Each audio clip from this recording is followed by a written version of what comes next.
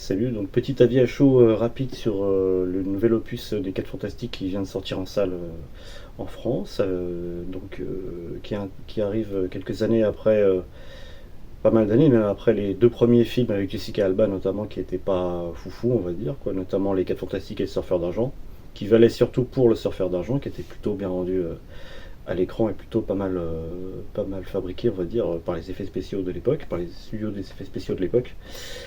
Et puis ensuite une autre adaptation en 2015 que je n'ai pas vue, donc dont je ne vais pas parler, tout simplement par honnêteté intellectuelle. Et je vais faire l'impasse également sur le film de Roger Corman, voilà, qui est de 1994, qui est un peu compliqué aussi, voilà, mais qui a le mérite d'être rigolo. Et je sais même pas d'ailleurs s'il est sorti ce film ni en salle ni en vidéo, je ne crois pas, mais je crois même qu'il était dans une version, je crois qu'il est dans une version montée sur YouTube. Vous pouvez le trouver à mon avis en intégralité, mais je crois pas qu'il ait fait l'objet d'une distribution en salle ou en vidéo, donc à vérifier. En tous les cas, bon, c'est plus un nanar et une curiosité qu'autre chose, mais bon, il a le mérite d'exister. Et donc là, on a aujourd'hui un film de Matt Shakman qui a œuvré beaucoup dans les séries télé, notamment Game of Thrones. Si j'en crois sa fiche Wikipédia, parce que très sincèrement, je connaissais pas la personne, donc je me suis renseigné un tout petit peu avant. Donc on retrouve au générique évidemment Pedro Pascal, comme d'habitude j'ai envie de dire, parce qu'on le voit beaucoup en ce moment, mais bon, il a raison, il bat le fer tant qu'il est chaud. Vanessa Kirby, une excellente comédienne qu'on a vue notamment dans les derniers Missions Impossibles et qui est vraiment très bien habituellement, et qui là est également très bien dans le film. On a également Ebon Moss-Bachrach et Joseph Quinn qui complètent le casting avec les rôles notamment de la Torche Humaine et de la Chose, Ben Grimm.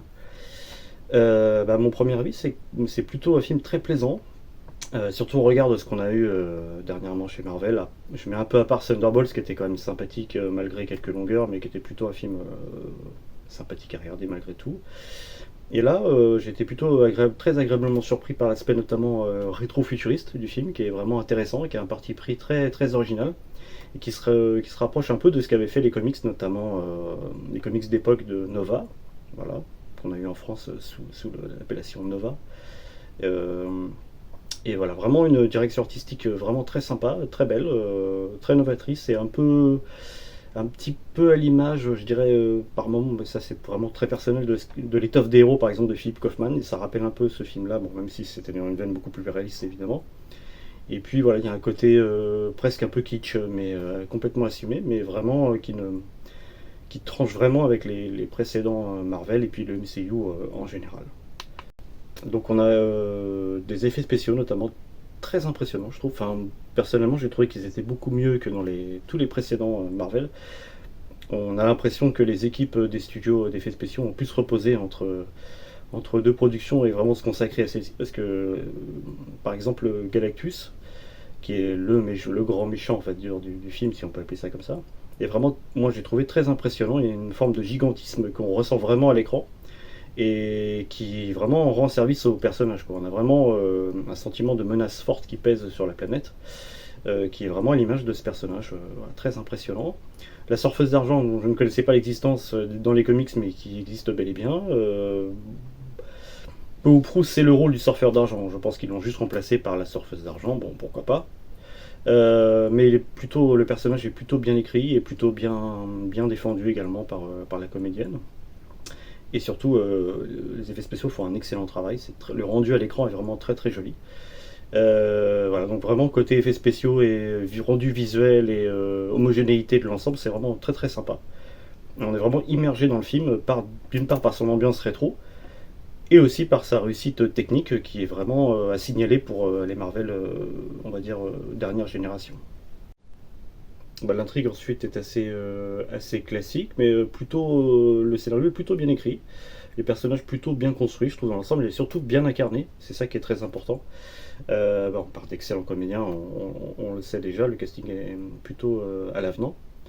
Il y a un élément que je ne peux pas vous dévoiler, je ne vais pas spoiler évidemment le film, ce serait ridicule, et puis je pense que vous voulez vous faire votre propre idée. Qui est plutôt intéressant, qui est un twist plutôt intéressant dans le film. On l'attend un tout petit peu, on va dire, au milieu du film, mais néanmoins, il fallait quand même y penser et il fallait oser, donc c'est plutôt intéressant, je trouve,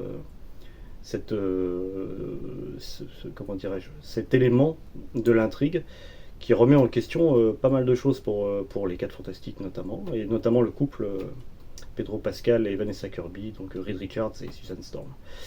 Voilà, donc au final, plutôt une très très bonne surprise, pour ma part en tout cas.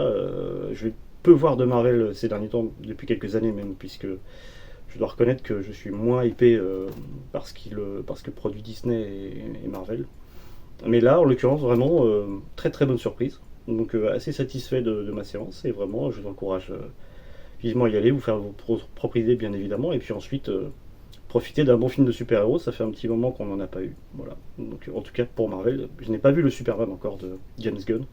Peut-être irai-je le voir, mais bon, je suis pas sûr encore, parce que pas trop attiré, mais bon, on verra bien. En tout cas, je vous souhaite une excellente séance si vous y allez, et puis à bientôt pour une prochaine vidéo. Salut!